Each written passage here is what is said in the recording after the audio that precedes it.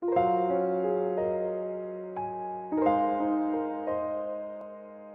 semuanya, kembali lagi dengan Himatro e-learning. Pada video kali ini, kita akan membahas tentang bagaimana sih proses mengalirnya listrik mulai dari PLN ke rumah kita hingga sampai ke alat-alat elektronik yang ada di rumah. Nah, mari kita simak penjelasan berikut. Sebagian dari kita sudah sering mendengar yang namanya gardu induk dalam kehidupan sehari-hari. Namun, apa sih sebenarnya gardu induk itu?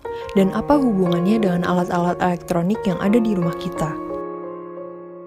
Ternyata, gardu induk ini merupakan titik simpul dari saluran transmisi di mana pada gardu induk inilah terjadinya perubahan tegangan dari 150 kV diturunkan lagi menjadi tegangan 20 kV untuk disalurkan. Atau bisa kita sebut juga itu sebagai sumbernya ya sobat. Saluran tegangan yang telah diturunkan sebesar 20 kV tadilah yang akan menjadi pemasok listrik untuk suatu daerah. Nah, dari saluran tegangan 20 kV inilah selanjutnya daya listrik diturunkan lagi tegangannya ke 220 volt, kemudian masuk ke rumah-rumah kita. Perlu diketahui bahwa PLN mentransmisikan arus listrik secara AC atau bolak-balik. Mengapa demikian? Karena pembangkit listrik besar itu perlu melakukan penaikan atau penurunan tenaga listrik untuk dapat didistribusikan ke rumah-rumah. Sedangkan arus DC itu bersifat searah, yang dimana tidak bisa menaikkan atau menurunkan tegangan, dan juga bersifat stabil. Seperti yang sudah kita bahas, jadi peralatan elektronik di rumah kita menggunakan listrik DC untuk bekerja. Lalu, mengapa demikian? Jadi, listrik DC itu memang sistemnya kurang efisien, tapi ini jauh lebih aman karena tidak menggunakan tegangan tinggi. Alat-alat elektronik yang ada di rumah kita menggunakan arus listrik DC karena peralatan listrik membutuhkan arus listrik yang stabil. Nah, jika menggunakan arus AC, maka kemungkinan peralatan tersebut tidak bisa digunakan karena peralatan tersebut membutuhkan arus yang stabil.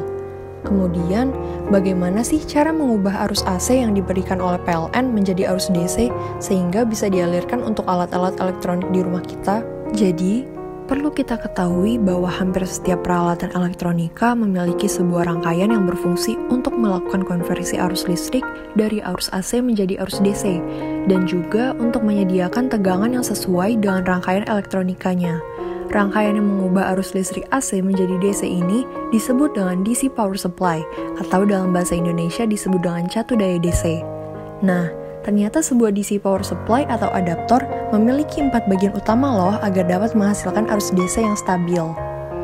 Keempat bagian utama tersebut diantaranya adalah, yang pertama adalah transformator atau transformer, atau disingkat dengan trafo. Yang digunakan untuk DC Power Supply adalah transformer jenis step down, yang berfungsi untuk menurunkan tegangan listrik sesuai dengan kebutuhan komponen elektronika yang terdapat pada rangkaian adaptor, atau DC Power Supply. Meskipun tegangan telah diturunkan, output dari transformator masih berbentuk arus bolak-balik atau arus AC yang harus diproses selanjutnya.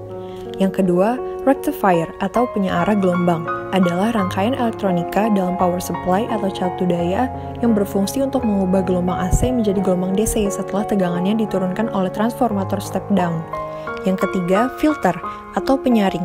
Dalam rangkaian power supply atau adaptor, filter digunakan untuk meratakan sinyal arus yang keluar dari rectifier. Yang terakhir adalah voltage regulator atau pengatur tegangan.